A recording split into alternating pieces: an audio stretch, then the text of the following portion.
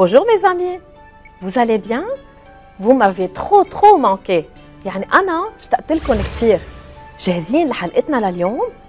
أنا عرفت إنه كتار منكم عم بينطروني، عم بيحضروا الدفتر الفرنسي، لو كاييه avec un crayon. لحلقة اليوم أنا حضرت لكم نوع من الخضار لفرجيكم إياه. قررت إنه اليوم أعمل سلاد. تتذكروا شو يعني سلاد؟ سلطة، برافو. بهيدي السلاد بدي حط فيها كاروت. جبت لكم كاروت على الاستوديو لفرجيكم انه الكاروت هي نوع خضار فينا ناكله مقشر وفينا مرات ما نقشره، على شرط نغسله كتير منيح، لانه بيقولوا انه قشر الكاروت كتير مفيد للجهاز الهضمي. كاروت هو نوع خضار كتير مفيد، الجزر يعني كتير مفيد للجسم. بيقولوا انه بيقوي النظر، بس هو فيه كتير فيتامين A وانواع فيتامينات كتيره منيحه للبو يعني للبشره. بس كاروت الكلمه بذاتها اخترتها لانه بتبدا بحرف السي. في كتير ناس عم بيقولوا سي كاروت، عم بقول سي صحيح، لا لتر سي نلفظها سي، بس لما بدي الفظها بقول ك، مثل اسم مين؟ اسمي أنا كارول، كارول، كاروت، وكتير كلمات تانية بتبدأ بحرف الك، بس بدي منكم تحفظوا كتير منيح إنه ما منقول ك، منقول سي. حلقتنا لليوم عن لا لتر سي. جاهزين لإلها؟ بدي منكم تسمعوا كتير منيح للألفابي فرنسي، لأنه حيقولوا A B C، c'est la troisième lettre. خلونا نسمع سوا l'alphabet français.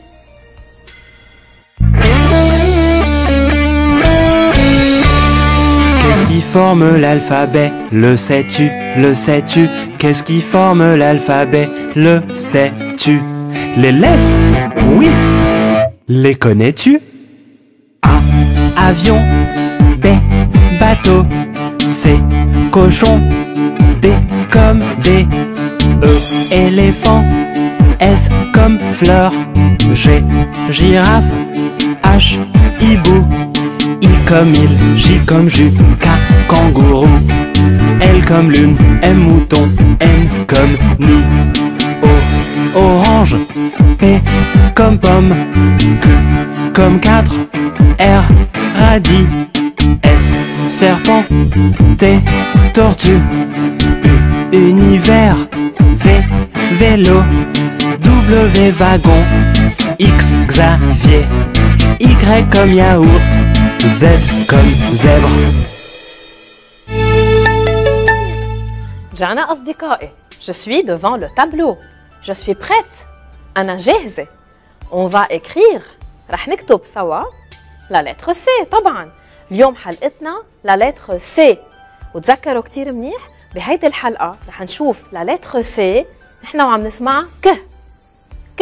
ركزوا منيح. Je vais écrire la lettre C en majuscule. شو يعني majuscule؟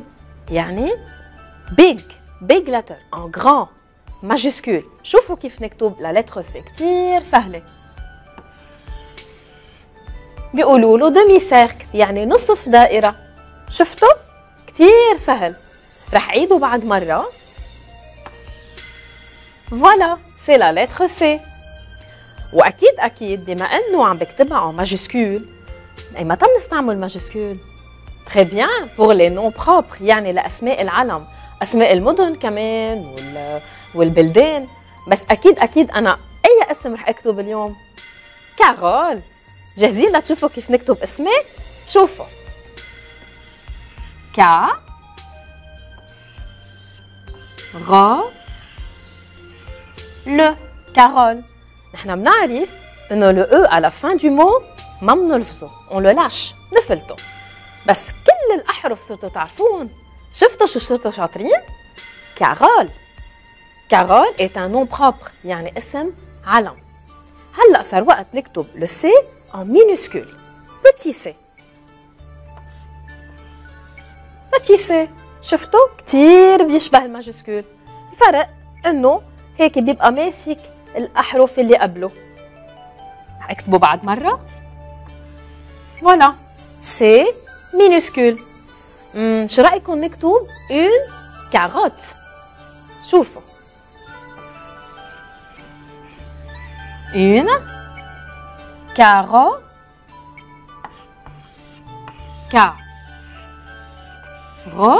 هلا صار وقت نكتب la lettre T. بس كاروت تاخد 2 T. ما منشد بس منقول كاروت. Une carotte. أكيد à la fin on met un E muet. يعني ما منلفظه. Une carotte. جزرة. بعد مرة. Une carotte. C'est la lettre C. Carotte. شو منسميها؟ la lettre C. برافو. يلي إذا حدا قدامكم قال حرف الك كتير غلط قولوا له منقول la lettre C ومنلفظها ك. بس بدي أخبركم سر صغير إنه مرات la lettre C فينا نلفظها كمان س. ورح نبقى نشوف بعدين كيف معقول نلفظها س. اليوم بدي أعطيكم كلمة صغيرة أنتم بتعرفوها بس تفرجيكم كيف. مثل كلمة cerise. أكيد تذكرتوا إنه cerise يعني كرز. une cerise. شوفوا. une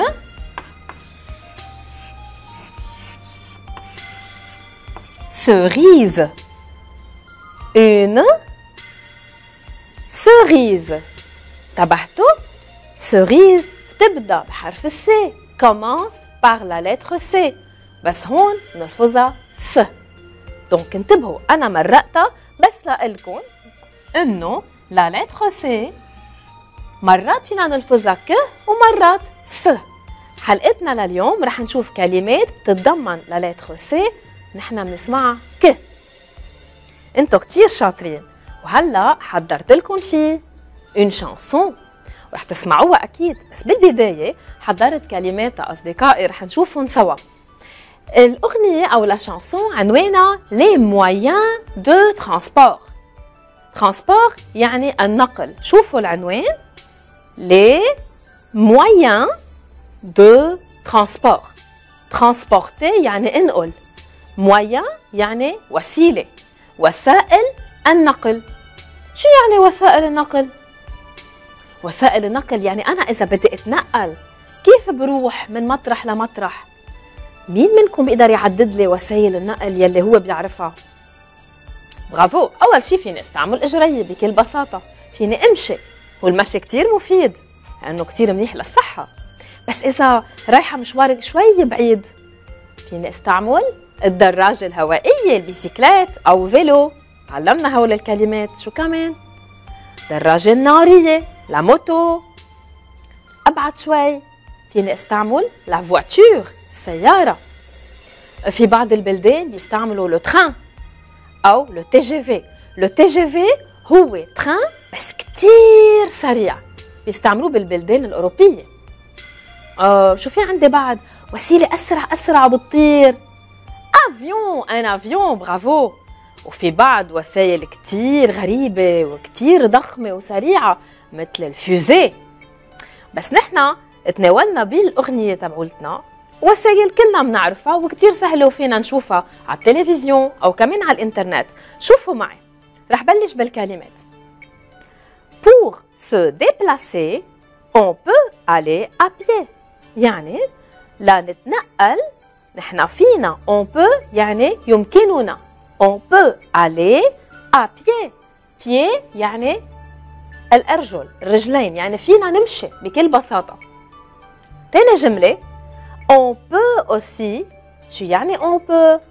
نستطيع فينا يمكننا. on peut aussi يعني أيضا. on peut aussi prendre une bicyclette. حدا منكم عنده بيسيكلات؟ برافو. فيكم كمان تستعملوا البيسيكلات وهي كتير منيحة للصحة. بيسيكلات يعني دراجة هوائية. فينا نقلها فيلو كمان. دونك لحديت هلا قلنا ابيي فينا نروح. فينا نستعمل بيسيكلات. شو فينا كمان نستعمل؟ لا موتو الدراجة النارية. لا موتو est plus rapide. rapide يعني fast سريعة. La moto est plus rapide. La voiture plus confortable. confortable يعني أنا بكون قاعد فيها كتير مرتاح. أكيد الموتو هي وسيلة سريعة، ولكن إذا في شتاء البلو عم تشتي أو في هواء منا كونفورتابل، لأنه أكيد رح نسخن. نستعمل لا فواتور لأنه بنكون مرتاحين فيها، فينا نحط أغراضنا فيها ونكون قاعدين. لا فواتور إذا السيارة، لا فواتور بلو كونفورتابل. هلا في وسيلة نقل نسيت لكم عنها، لو باتو، الباخرة. لو باتو va sur l'eau. أكيد أنا إذا بدي أروح بالبحر بدي استعمل لو باتو. لو باتو. والوسيلة اللي بعدها لو تي جي في. تي جي في أصدقائي شوفوا هو ترين يعني، بس كتير كتير سريع وإلكتريك، هو بيشتغل على الكهرباء، موجود كتير بالبلدان الأوروبية. لو تي جي في roule si vite يعني كتير كتير سريع. لافيون كتار منكم ذكروا افيون، كانت أول كلمة تعلمناها باللغة الفرنسية. لافيون بلان، بلان يعني بيطير، هو dans le ciel كتير عالي، هو يعني كتير عالي، dans le ciel. ciel يعني في السماء. comme un oiseau مثل، comme يعني مثل، comme un oiseau. كمان تعرفوا شو يعني oiseau؟ الطير، مثل الطير. سي هو يعني كتير كتير عالي. رح ارجع اقراها مرة واحدة. Les moyens de transport. Pour se déplacer, on peut aller à pied. On peut aussi prendre une bicyclette. La moto est plus rapide. La voiture plus confortable. Le bateau va sur l'eau. Le TGV roule si vite. L'avion plane haut dans le ciel. Comme un oiseau, si haut, si haut. محمسين لتسمعوا اللحن؟ الأغنية كتير حلوة بوعدكم، خلونا نسمعها سوا.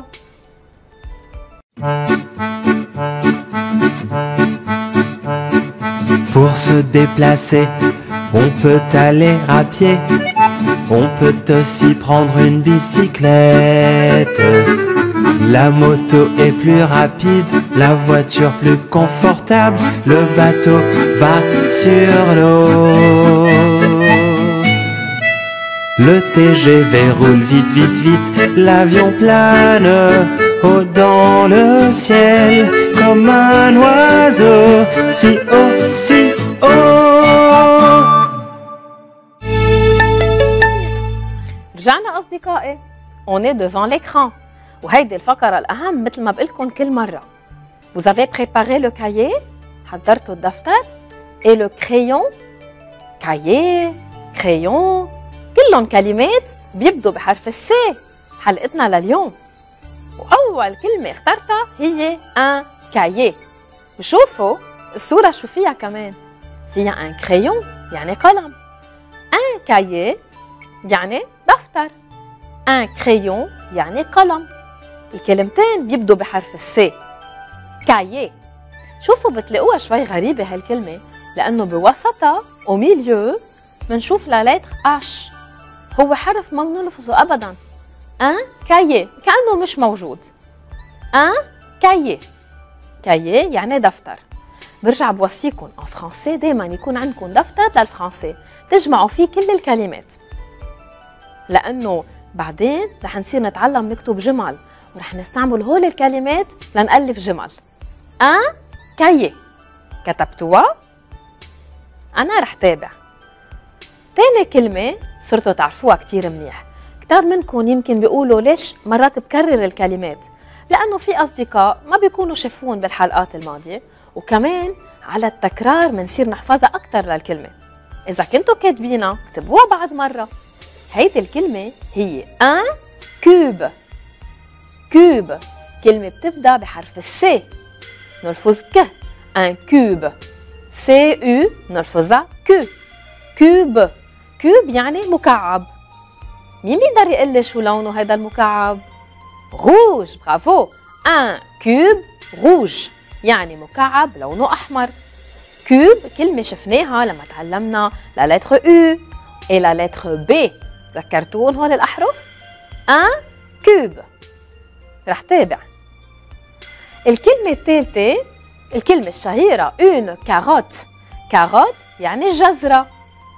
تذكروا منيح كل يوم تاكلوا جزر، والجزر كتير بيضاين، فيكم تشتروا كمية وتقشروا الجزرة اللي بدكم تاكلوها. كتير مفيدة للبو، للبشرة، مفيدة للجسم وللنظر. une carotte. ما تنسوا أبداً كاروت تتضمن 2 T، بس ما منشد أبداً en français، ما منشد. une carotte.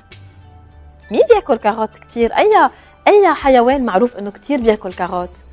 لو لابان. برافو، الأرنب. صح، بس في كمان كتير حيوانات تانية بتاكله، بس هو نعرف إنه الأرنب بياكل كاروت. رح نتابع. الكلمة اللي بعدها بتبدأ كمان بحرف السي. انتبهوا، c'est un nouveau mot. هيدي كلمة جديدة. une corde. حبل. une corde يعني حبل. فيني أقول la corde. La corde est un nom féminin يعني مؤنث. corde. شوفوا انتم بتعرفوا كل الأحرف. C O R D E.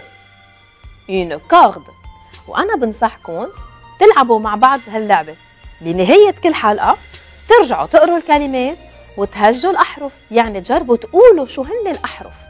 C O R D E. أكيد عم تسمعوا الألفابي فرنسي، وهيدا الشيء كتير بيساعدكم. une corde.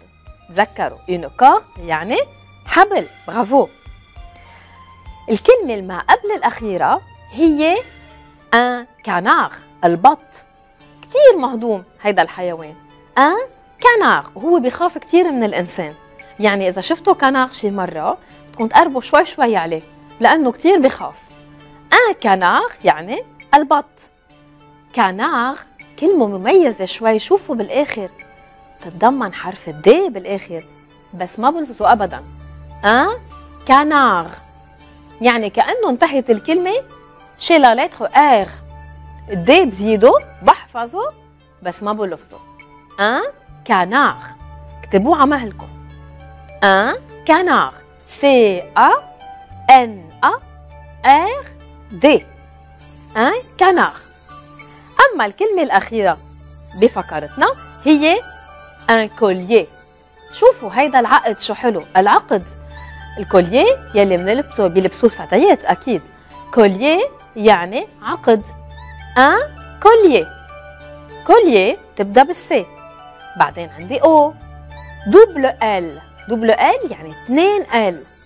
اي او ار. كولييه. نحن بنتذكر انه قلت لكم بالحلقات الماضيه انه مرات او ار بنلفظها اي، يعني كانه عندي او مع اكسنت ايجو. ذاكرين الاكسنت ايجو؟ تري بيان. مرات فيني استعمل او ار بداله للاكسنت. ليش؟ ما بعرف. لازم نحفظها للكلمه هيك. لازم نحفظ انه كولييه كلمه بتنكتب بهيدي الطريقه. ان كولييه. سي او دبل ال اي او ار. رح ارجع اقراهم مره وحده، ركزوا معي كتير منيح. اذا اول كلمه ان كاييه. un cube. une carotte. une corde. un canard. un collier. هينين مش هينين؟ كتبتون؟ هلا رح نتوقف مع شيء كتير حلو ورح نرجع نتابع باخر فقره avec un exercice. تمرين صغير. كونوا جاهزين.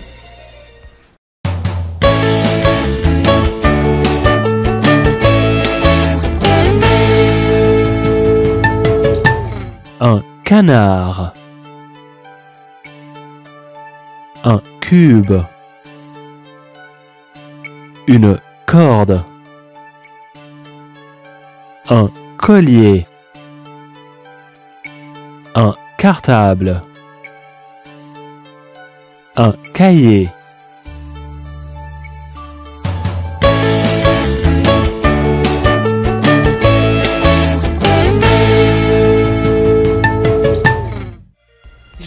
أصدقائي. Me voilà devant un exercice, تمرين. J'ai préparé d'un côté حضرت لكم من ميل كلمات انتم بتعرفوها وكلها تتضمن la lettre C, le son K.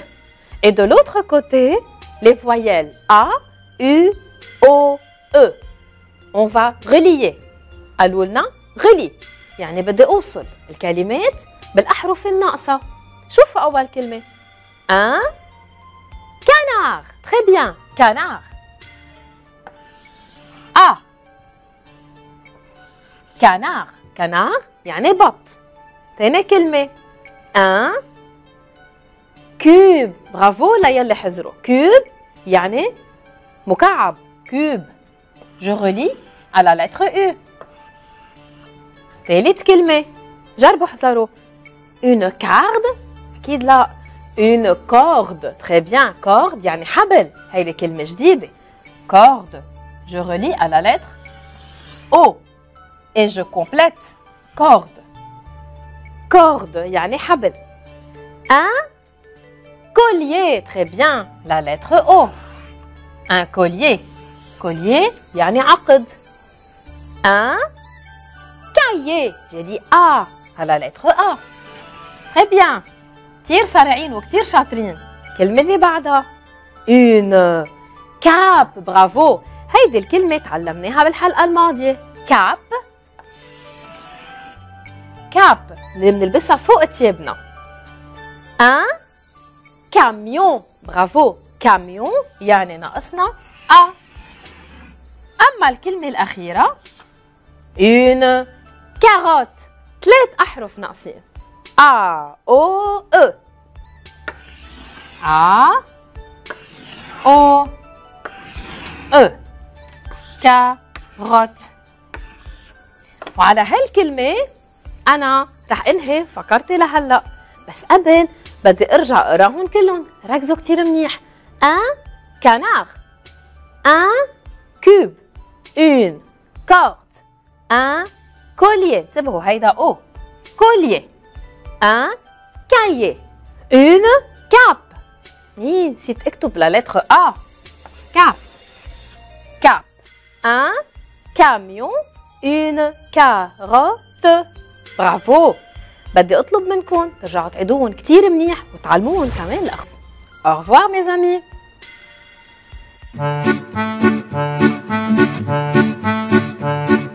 Pour se déplacer, on peut aller à pied. On peut aussi prendre une bicyclette.